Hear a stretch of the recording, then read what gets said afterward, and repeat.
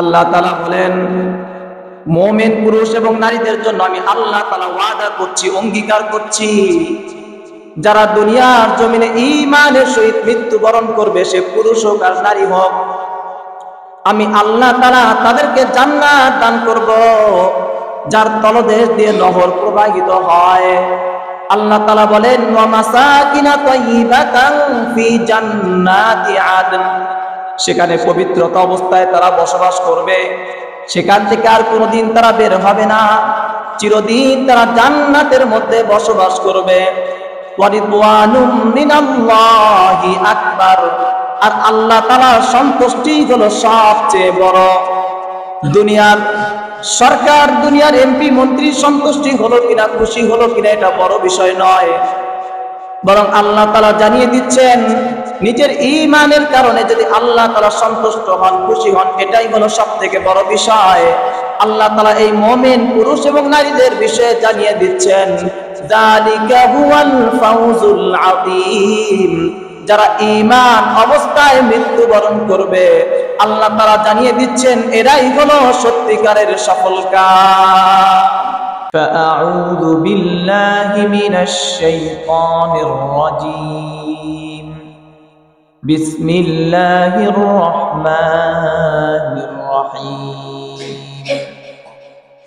إنما المؤمنون الذين آمنوا بالله ورسوله ثم لم يرتابوا وجاهدوا بأموالهم وأنفسهم في سبيل الله أولئك هم الصادقون. وقال رسول الله صلى الله عليه وسلم لا يدخل الجنة إلا المؤمنون أو كما قال النبي عليه الصلاة والسلام. صدق الله مولانا العظيم وصدق رسوله النبي الكريم ونحن على ذلك من الشاهدين والشاكرين والحمد لله رب العالمين. سبحانك لا علم لنا إلا ما علمتنا إنك أنت العليم الحكيم.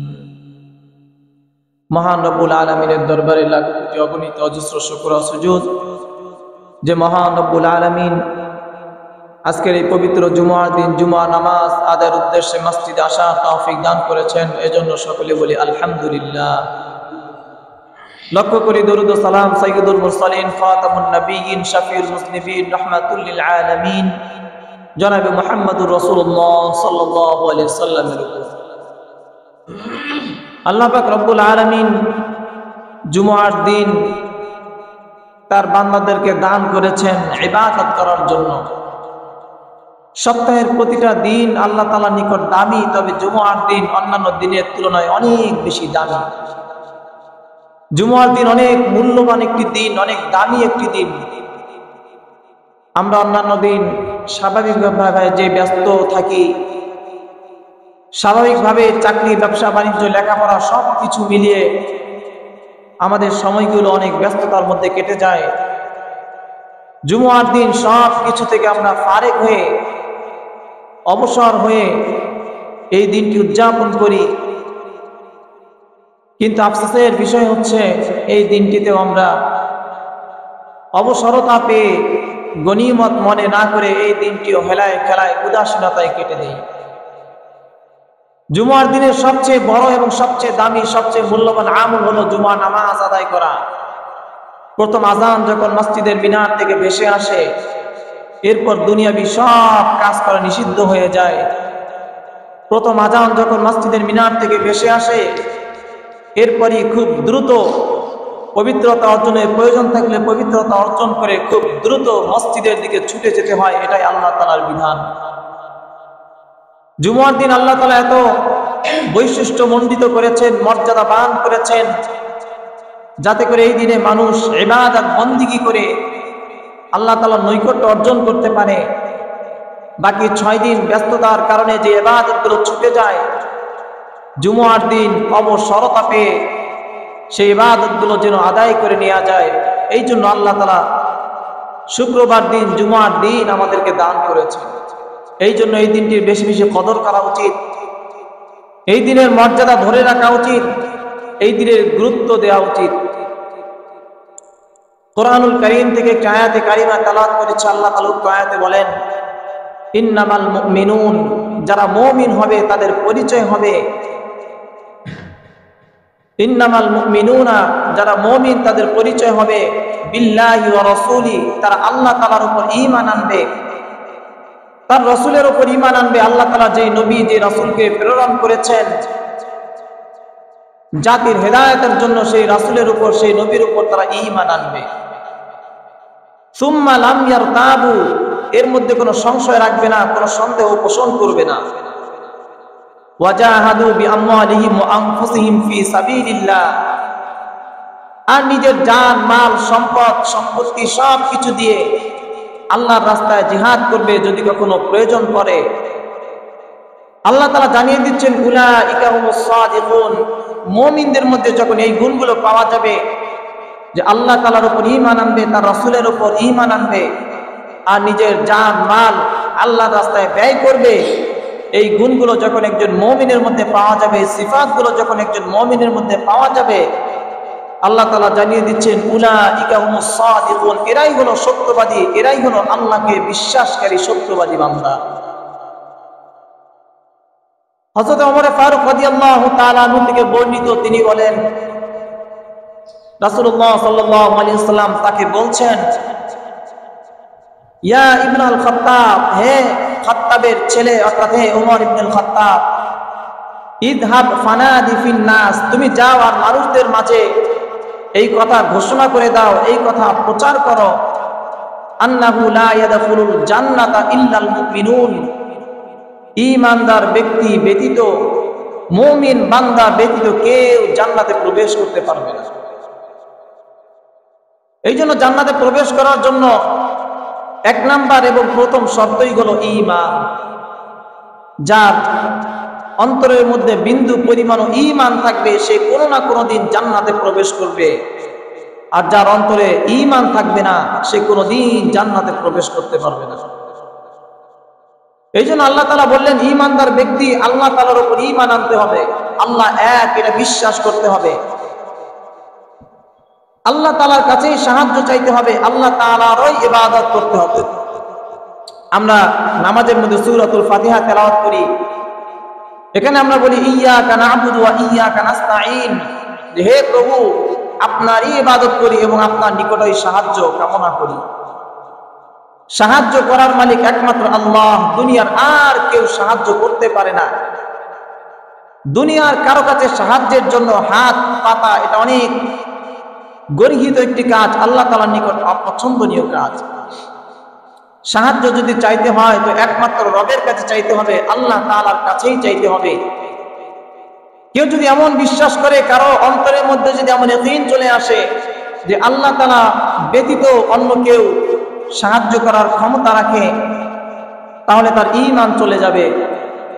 কেউ যদি মনে করে আমি অমুক পীরের মুরিদ, অমুক পীর আমার জীবন ধন্য করে দিতে পারে, অমুক পীর আমাকে তার নিজের পাওয়ারে, নিজের ক্ষমতায় জান্নাতে নিয়ে যাবে, অমুক পীর আমাকে সম্পদশালী করতে পারে, আমাকে ক্ষমতা দিতে পারে, আমাকে সন্তান দিতে পারে, যদি এমন বিশ্বাস কেউ অন্তরে লালন পালন করে, সে কুফরি করলো, সে কাফের হয়ে যাবে, ঈমান থেকে ইখরাজ হয়ে যাবে। এই জন্য আল্লাহ তাআলা বলছেন, 1 নাম্বার শর্তই হলো ঈমান আনতে হবে আল্লাহ তাআলার উপর। আল্লাহ তাআলা যে বিধানাবলী তার বান্দাদের উপর আরোপিত করেছেন, এই বিধানাবলীর উপর ঈমান আনতে হবে। আল্লাহ তাআলাই একমাত্র সৃষ্টিকর্তা, আল্লাহ তাআলা ব্যতীত আর কেউ সৃষ্টিকর্তা নাই। যারা অন্যান্য ধর্মাবলম্বী ব্যক্তিরা আছে, তাদের এক এক ধর্মের এক এক বিশ্বাস। কেউ কেউ চিন্তা করে হযরত ঈসা আলাইহিস সালাতু ওয়াস সালাম আল্লাহ তাআলার সন্তান, নাউযুবিল্লাহ। আবার কারো কারো চিন্তা ভাবনা, আকীদা, ইয়াকিন, বিশ্বাস এমন যে দুনিয়াতে যত বস্তু আছে, আসমান এবং জমিনের সব বস্তুই হলো তাদের প্রভু। এই জন্য অনেকে চন্দ্র, সূর্য, গাছপালা, নক্ষত্র সব কিছুর পূজা করে, তাদের ইবাদত করে। এমনকি অনেক ধর্মের ব্যক্তিবর্গরা নিজেরা মূর্তি বানিয়ে সেই মূর্তির পূজা করে, অতঃপর সেই মূর্তিকেই ভেঙ্গে চুরমার করে ফেলে। এই জন্য আল্লাহ তাআলা জানিয়ে দিচ্ছেন, ঈমানদার হওয়ার জন্য 1 নম্বর শর্তই হচ্ছে আল্লাহ তাআলার উপর বিশ্বাস, ইয়াকিন অন্তরে সৃষ্টি করা, যে আমাদের সৃষ্টিকর্তা একমাত্র আল্লাহ। আল্লাহ তাআলা ব্যতীত আর কোনো সৃষ্টিকর্তা নাই, আল্লাহ তাআলা ব্যতীত আর কোনো রিজিক দাতা নাই। আল্লাহ তাআলাই আমাকে আপনাকে রিজিক দেন, আল্লাহ তাআলাই আমার আপনার জন্য জমিনের মধ্যে খাদ্য উৎপাদন করে দেন। গোটা দুনিয়ার মানুষ চেষ্টা করেও একটা ধানের গাছ থেকে ধান উৎপন্ন করার শক্তি রাখে না, বরং আমাদের যতটুকু চেষ্টা, আমরা গাছ বীজ বপন করি, সেখানে পানি দেই, সার দেই, আর আল্লাহ তাআলা সেখান থেকে ফসল উৎপন্ন করে দেন। এই জন্য এই বিশ্বাস অন্তরে রাখা, রিজিক দাতা একমাত্র আল্লাহ। আমরা ব্যাংক, বীমা সমিতি, কিস্তি নানা দিকে দৌড়াদৌড়ি করি, আমাদের বিশ্বাস, আমাদের ইয়াকিন এমন হয়ে গিয়েছে যে আজকে সমস্যা পড়লে ব্যাংকের কাছে গেলেই ব্যাংক হয়তো আমার রিজিকের ব্যবস্থা করে দিবে। ব্যাংক থেকে লোন নিলেই, কিস্তিতে টাকা নিলেই হয়তো আমার রিজিকের ব্যবস্থা হয়ে যাবে। কিন্তু একটা বড় চিন্তা করি না, রিজিকের মালিক একমাত্র আল্লাহ। আমার যদি রিজিকের কমতি হয়ে থাকে, আমার যদি কোনো কিছুর অভাব হয়ে থাকে, সর্বপ্রথম রবের কাছে দুহাত তুলে ফরিয়াদ করা উচিত। এই জন্য 1 নম্বর শর্তই হলো আমার রিজিক দাতা একমাত্র আল্লাহ, আমাকে পালনকারী একমাত্র আল্লাহ, আমাদের সৃষ্টিকর্তা একমাত্র আল্লাহ, এই বিশ্বাস অন্তরে স্থাপন করা। আল্লাহ তাআলা বলছেন, মুমিনদের আরেকটা সিফাত হবে, আরেকটি শর্ত হলো, আমি যে রাসূলকে তাদের জন্য প্রেরণ করেছি, এই রাসূলের উপর তারা ঈমান আনবে। বর্তমানে একটি দল বের হয়েছে যাদেরকে আহলে কোরআন বলা হয়। এরা শুধু কোরআনুল কারীমকে মানে, এরা হাদিসকে মানে না।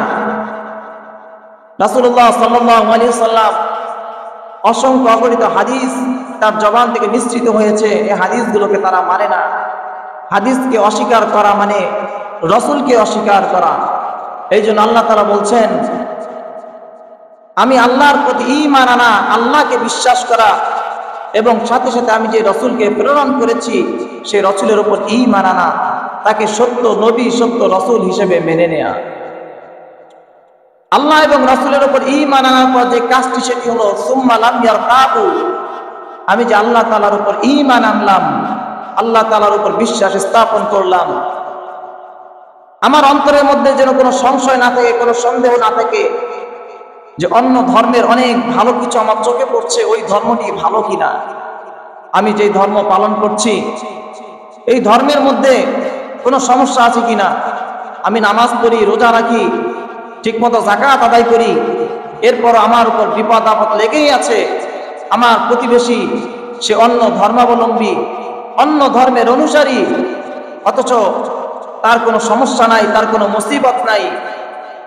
এই জন্য অন্তরের মধ্যে সন্দেহ, সংশয় আসতে পারে যে হয়তোবা তার ধর্মটি ভালো। এই জন্য আল্লাহ তাআলা জানিয়ে দিচ্ছেন, ঈমান আনার পর অন্তরের মধ্যে কোনো সংশয় রাখা যাবে না, সন্দেহ রাখা যাবে না, কোনো ধরনের সন্দেহ পোষণ করা যাবে না, বরং ইয়াকিন রাখতে হবে, আকীদা ঠিক করতে হবে যে আমার আল্লাহ এক, তিনি লালনকর্তা, তিনি পালনকর্তা, তিনি সৃষ্টিকর্তা, তিনি একমাত্র রিজিকের মালিক, আর তিনি যে রাসূলকে আমাদের মাঝে প্রেরণ করেছেন তিনি সত্যনিষ্ঠ নবী, তার মধ্যে কোনো সন্দেহ নাই। এই ইয়াকিন অন্তরে সৃষ্টি করতে হবে, অন্তর থেকে সকল সংশয় সন্দেহ দূর করে দিতে হবে। আরেকটা শর্ত আল্লাহ তাআলা জানিয়ে দিচ্ছেন, ওয়াজাহাদু বিআমওয়ালিহিম ওয়া আনফুসিহিম ফি সাবিলিল্লাহ। যখনই জিহাদের ডাক চলে আসবে, যুদ্ধের প্রয়োজন পড়বে, হকের আওয়াজকে সমুন্নত করার জন্য, বাতিলের সঙ্গে মোকাবেলা করার জন্য যদি লড়াইয়ের প্রয়োজন পড়ে, যুদ্ধের প্রয়োজন পড়ে, তো তারা নিজেদের জান মাল সব কিছু নিয়ে আল্লাহর জন্য আল্লাহর রাস্তায় ঝাঁপিয়ে পড়বে। এটা হলো মুমিন ঈমানদারের একটি সিফাত, একটি গুণ। যদি কোনো ব্যক্তি এমনটি চিন্তা ভাবনা করে যে জিহাদের ডাক চলে আসলো, আমি জিহাদে অংশগ্রহণ করব না, তাহলে সে ঈমানদার হতে পারবে না। বরং অন্তরে সকলের এই স্বপ্ন থাকতে হবে, তামান্না থাকতে হবে যে যদি কখনো হকের আওয়াজকে উড্ডীন করার জন্য ময়দানে ঝাঁপিয়ে পড়তে হয়, নিজের সম্পদ যদি ব্যয় করার প্রয়োজন হয় সম্পদ ব্যয় করব, যদি নিজের জীবনও ব্যয় করার প্রয়োজন হয় আল্লাহ তাআলার দেয়া জীবন সেটাও আল্লাহ রাস্তায় ব্যয় করব, এই আশা আকাঙ্ক্ষা যদি অন্তরের মধ্যে থেকে থাকে তাহলে সে ঈমানদার হবে। আর যদি অন্তরে আশা আকাঙ্ক্ষা না থাকে তাহলে সে প্রকৃত ঈমানদার হতে পারবে না। রাসূলুল্লাহ সাল্লাল্লাহু আলাইহি সাল্লাম হাদিসের মধ্যে জানিয়ে দিচ্ছেন, আকমালুল মুমিনিনা ঈমানা, পরিপূর্ণ মুমিন তো ওই ব্যক্তি, আহসানুহুম খুলুকা, যার চরিত্র হলো অনেক উত্তম, যার চরিত্র সুন্দর। মুমিনদের যে সিফাত, যেই গুণ বর্ণনা করা হয়েছে তার মধ্যে একটি হলো মুমিনদের চরিত্র হবে অনেক সুন্দর, আখলাক হবে অনেক সুন্দর। যখন কারোর সঙ্গে কথা বলবে তো প্রথমে সালাম দিবে, তার ভালো মন্দ জিজ্ঞাসা করবে, তার সঙ্গে হাসি মুখে কথা বলবে, এটা রাসূলের একটি সুন্নাহ। কারো যদি আখলাক সুন্দর না হয়, সব সময় প্রতিবেশীর সঙ্গে ঝগড়ায় লিপ্ত থাকে, প্রতিবেশীদের সঙ্গে ফাসাদে লিপ্ত থাকে, তাহলে বুঝতে হবে সে পরিপূর্ণ মুমিন হতে পারে নাই। এই জন্য নবীজি মুমিনদের একটি সিফাত বর্ণনা করেন যে পরিপূর্ণ মুমিন হলো ওই ব্যক্তি যার চরিত্র সুন্দর, যার আখলাক সুন্দর। নবীজি মুমিনদের সম্পর্কে, ঈমানদারদের সম্পর্কে অনেক হাদিস বর্ণনা করেছেন। অন্য হাদিসে নবীজি বলেন, আল মুসলিমু মান সালিমাল মুসলিমুনা মিন লিসানিহি ওয়া ইয়াদিহি, যার হাত এবং জবান দ্বারা অন্য মুসলমান ভাই ও বোন নিরাপদ থাকবে সেই হলো প্রকৃত মুসলিম। একজনের হাত এবং জবান দ্বারা যদি অন্য মুসলমান ভাই নিরাপদে না থাকে, সব সময় আশঙ্কায় থাকে, না জানি আমাকে কখন কোন কটু কথা বলে, কখন কথা দ্বারা আঘাত করে, কখন যেন ঝগড়া শুরু করে দেয়, এই আশঙ্কায় যদি থেকে থাকে তাহলে সে প্রকৃত মুসলমান হতে পারবে না। এই জন্য মুসলমান এবং মুমিন ঈমানদার হওয়ার জন্য শর্তই হলো নিজের চরিত্রকে সুন্দর করা, আখলাককে সুন্দর করা। আখলাক চরিত্র সুন্দর করলে তবে একজন মুমিন প্রকৃত ঈমানদার হতে পারবে। এই জন্য আল্লাহ তাআলা বললেন ঈমানদারদের জন্য এক নম্বর শর্ত হলো আল্লাহ তাআলার উপর ঈমান আনা, তিনি যে রাসূল প্রেরণ করেছেন সেই রাসূলের উপর ঈমান আনা, এর মধ্যে কোনো সন্দেহ না রাখা। আর যদি কখনো আল্লাহ তাআলার রাস্তায় নিজের জান এবং মালকে কুরবানি করতে হয়, ব্যয় করতে হয়, তো নির্দ্বিধায় আল্লাহর রাস্তায় নিজের জান এবং মালকে ব্যয় করা। নবীজি সাল্লাল্লাহু আলাইহি সাল্লামকে ঈমান সম্পর্কে জিজ্ঞাসা করা হলো যে মাল ঈমান, ঈমানটা কি জিনিস? নবীজি জানিয়ে দিলেন, আন তুমিনা বিল্লাহি ওয়া মালাইকাতিহি ওয়া কুতুবিহি ওয়া রুসুলিহি ওয়াল ইয়াউমিল আখিরি ওয়াল কদরি খাইরিহি ওয়া শাররিহি। নবীজি বলছেন ৬টি জিনিসের সমষ্টির নাম হলো ঈমান। এক নাম্বার, আল্লাহ তাআলার উপর বিশ্বাস স্থাপন করা। আল্লাহ তাআলার যে অগণিত ফেরেশতারা রয়েছে তাদের উপর বিশ্বাস স্থাপন করা। আল্লাহ তাআলা যে কিতাব সমূহ তার বান্দাদের জন্য অবতীর্ণ করেছেন তাদের হেদায়েতের জন্য, এই কিতাব সমূহের উপর বিশ্বাস স্থাপন করা। ৪ নাম্বার, তার রাসূলগণের উপর বিশ্বাস স্থাপন করা। ৫ নাম্বার, মৃত্যুর পর মানুষ মারা যাবে, সেখানে আখিরাতের দিবস, কিয়ামতের দিবস সংঘটিত হবে, সে কিয়ামত বা আখিরাতের দিবসের উপর বিশ্বাস স্থাপন করা। আর ৬ নাম্বার হলো ওয়াল কদরি খাইরিহি ওয়া শাররিহি, ভালো মন্দ যা কিছু হোক না কেন সব আল্লাহ তাআলার পক্ষ থেকেই হয়, এই বিশ্বাস অন্তরের মধ্যে স্থাপন করা। বুখারী শরীফের অন্য হাদিসের মাধ্যমে জানা যায় আরেকটি বিষয়, সেটি হলো ওয়াল বাহসি বাদাল মাউত, মৃত্যুর পর প্রত্যেকটা মানুষ পুনরায় জীবিত হবে, এর উপরে ইয়াকিন রাখতে হবে, বিশ্বাস রাখতে হবে। এই 7টি বিষয়ের উপর বিশ্বাস স্থাপন করতে পারলে, ঈমান আনতে পারলে তাকে ঈমানদার বলা হবে। একজন ঈমানদার যখন তার ঈমানকে পরিপূর্ণ করবে তখন আল্লাহ তাআলার পক্ষ থেকে তার ব্যাপারে পুরস্কারের ঘোষণা। আল্লাহ তাআলা ঈমানদার পুরুষ এবং নারীদের ব্যাপারে ওয়াদা করেছেন। কোরআনুল কারীমে আল্লাহ তাআলা বলেন, ওয়াদাল্লাহুল মুমিনিনা ওয়াল মুমিনাতি জান্নাতিন তাজরি জান্নাতিন তাজরি মিন তাহতিহাল আনহারু খালিদিনা ফিহা ওয়া মাসাকিন তাইয়্যিবাতান ফি জান্নাতি আদন ওয়া রিদওয়ানুম মিনাল্লাহি আকবার যালিকা হুয়াল ফাওজুল আযীম।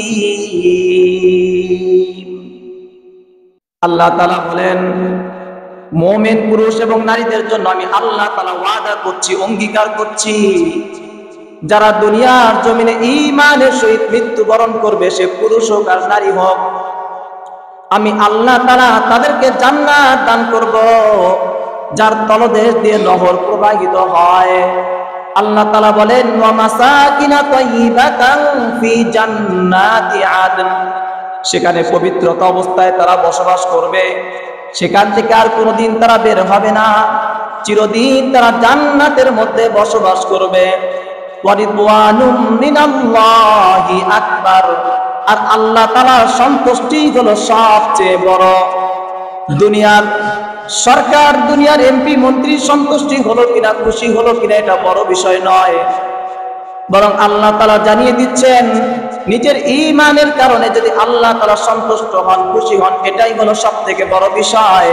আল্লাহ তাআলা এই মুমিন পুরুষ এবং নারীদের বিষয়ে জানিয়ে দিচ্ছেন, যালিকা হুয়াল ফাওজুল আযীম, যারা ঈমান অবস্থায় মৃত্যুবরণ করবে, আল্লাহ তাআলা জানিয়ে দিচ্ছেন, এরাই হলো সত্যিকারের সফলকাম। যারা ঈমান অবস্থায় মৃত্যুবরণ করবে, মুমিন হয়ে মৃত্যুবরণ করবে, সে পুরুষ হোক চাই নারী হোক, আল্লাহ তাআলা তার ব্যাপারে জান্নাতের ওয়াদা করেছেন, অঙ্গীকার করেছেন। আর আল্লাহ তাআলা জানিয়ে দিচ্ছেন, এটাই হলো একজন মুমিনের জীবনের সবচেয়ে বড় সফলতা। আমরা সফলতা খুঁজি দুনিয়ার মধ্যে, 5 তলা বিল্ডিং বানাইতে পারলে আমি নিজেকে সফল মনে করি, মাসে লক্ষ লক্ষ টাকা ইনকাম করলে নিজেকে সফল মনে করি। অথচ আল্লাহ তাআলা জানিয়ে দিচ্ছেন, সফল তো ওই ব্যক্তি নয় যে দুনিয়া পেয়ে গিয়েছে, বরং সফল হলো ওই ব্যক্তি, সে পুরুষ হোক চাই নারী হোক, যার ব্যাপারে জান্নাতের ফয়সালা হয়ে গেছে, যে দুনিয়ার জমিনে ঈমানদার অবস্থায় ছিল এবং ঈমানের হালতে মৃত্যুবরণ করেছে। আল্লাহ তাআলা জানিয়ে দিচ্ছেন, এই হলো পরিপূর্ণ সফলকাম। এই জন্য আমাদের ঈমানকে মজবুত করতে হবে, আল্লাহ তাআলার উপর ঈমান আনতে হবে, রাসূলের উপর ঈমান আনতে হবে। আর কখনো আল্লাহর রাস্তায় নিজের জান মাল ব্যয় করার প্রয়োজনীয়তা দেখা দিলে নির্দ্বিধায় আল্লাহ তাআলার দেয়া জানমাল আল্লাহ তাআলার রাস্তাতে আমরা ব্যয় করব। আল্লাহ তাআলা যে জীবন আমাকে দিয়েছেন, এই জীবন মানুষের সামনে সুন্দরভাবে উপস্থাপন করব, নিজের আখলাককে, নিজের চরিত্রকে ঠিক করব, তাহলেই একজন ব্যক্তি পরিপূর্ণ মুমিন হতে পারবে। আল্লাহ তাআলা আমাদের সকলকে পরিপূর্ণ ঈমানদার হওয়ার তৌফিক দান করুন, আমাদের আখলাক চরিত্র সুন্দর করার তৌফিক দান করুন, ঈমান নিয়ে দুনিয়াতে বেঁচে থাকার এবং ঈমান নিয়েই মৃত্যুবরণ করার তৌফিক আল্লাহ তাআলা দান করুন। আল্লাহুম্মা আমিন। ওয়া আখিরু দাওয়ানা আনিল হামদুলিল্লাহি রাব্বিল আলামিন।